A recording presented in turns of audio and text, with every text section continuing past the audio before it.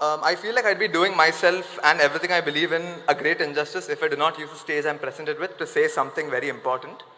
This is a call for action. There is a mass genocide going on in Palestine. People are dying in vast numbers and there is no visible end in sight. Why should we be bothered by this, you ask?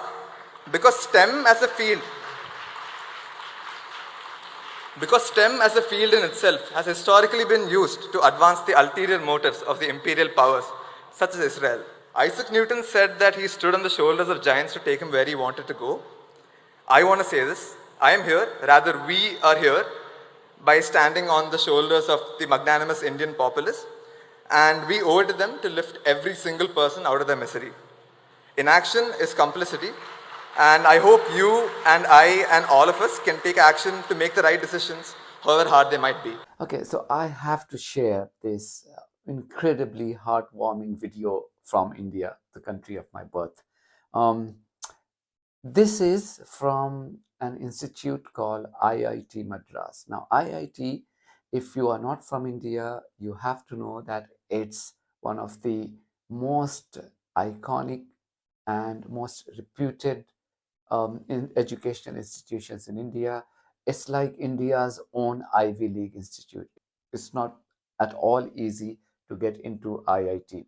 And IIT's products have included like the head of Google, Sundar Pichai. I have had the privilege of delivering my couple of TEDx talks at one of those IIT institutions in India. So this is IIT Madras. There was the annual convocation ceremony, and there's this boy called Dhananjay Balakrishnan. He was the most successful student. He got the governor's medal, and because of being the most successful student in IIT Madras, he was asked to give an acceptance speech. And boy, what a speech! Right from the starting, he decided to dedicate his short speech to the sufferings of Palestinians in Gaza. You have to understand, the background of the Indian caste system, the Indian education system, and Indian political system to appreciate this small speech. So, Dhananjay Balakrishnan comes from the upper caste Hindu background who have traditionally voted for Modi's divisive policy, Modi's bigotry in the last 10 years. The upper caste Hindus have been the core vote bank for Narendra Modi. So if Narendra Modi has won 3 successful terms in the last 10 years, upper caste Hindus have played a significant role in his victory. And he is a boy coming from that particular community, albeit from South India. So the upper caste Hindus from South India may not be supporting the communalism or bigotry like their counterparts in North India, even though they all come from the same caste background. So Dhananjay Balakrishnan, he gives the speech and dedicates his speech to the sufferings of Palestinians. And see the applause that he receives from the same crowd. I now invite the winner of the Governor's Prize, Dhananjay Balakrishnan, to please deliver his acceptance speech.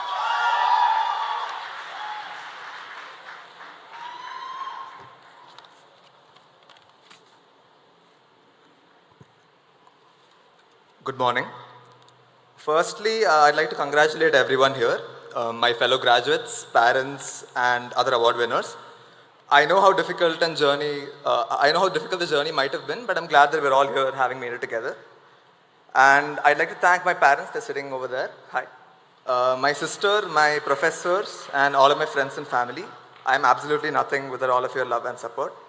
And I'd specifically like to express my gratitude to the people at the IITM Quiz Club and my wing, that is Ganga 201212. They're all sitting there somewhere.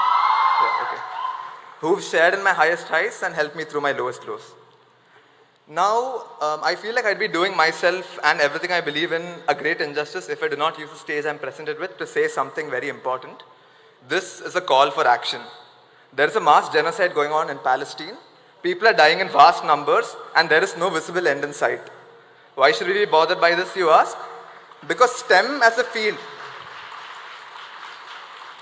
Because STEM as a field in itself has historically been used to advance the ulterior motives of the imperial powers, such as Israel. As engineering students, we work hard to get top level jobs at tech giants, which offer very lucrative pays and great benefit.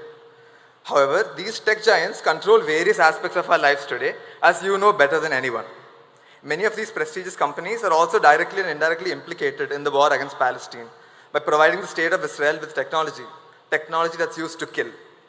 There are no easy solutions, and I don't have all the answers, but I do know this. As engineers graduating into the real world, it is our job to be aware of the consequences of the work we do, and also to interrogate our own position in these complex systems of power imbalance. I hope that we can incorporate this awareness more into our daily lives, attempting to understand what we can do to liberate the oppressed on lines of caste, class, creed, and gender. I believe that is the first step to curb the never ending cycle of suffering. Isaac Newton said that he stood on the shoulders of giants to take him where he wanted to go. I want to say this. I am here, rather, we are here, by standing on the shoulders of the magnanimous Indian populace, and we owe it to them to lift every single person out of their misery. Inaction is complicity, and I hope you and I and all of us can take action to make the right decisions, however hard they might be. Thank you. So that breaks the notion. Many of you have been writing to me on this platform saying that India has been supporting Israel and supplying arms and weapons and whatnot. You have to understand there are two components to India-Israel relationship. One is the historic relationship that India enjoys with the people of Palestine. India has always supported the creation of an independent state of Palestine. So therefore, and that is reflected in how it votes in the United Nations. Now, the second component is a personal friendship that Narendra Modi enjoys with the bloodthirsty war criminal Benjamin Netanyahu for an obvious reason. You can imagine that both have the common shared objective, which is the hatred for Muslims. And that's what binds them together. So it's because of that reason Modi's personal policy may be to in support of Israel, but historically India has always stood with the people of Palestine. So these are the two important things that you must remember. So Dhananjay Balakrishnan is representing those hundreds of millions of Indians who have always stood with Palestine and continue to express their solidarity and support for those people currently suffering at the hands of the genocidal regime of Israel. Thank you very much for watching this video. If you haven't subscribed to my channel, please do so, because that's one of the many ways you can support independent journalism. God bless you all.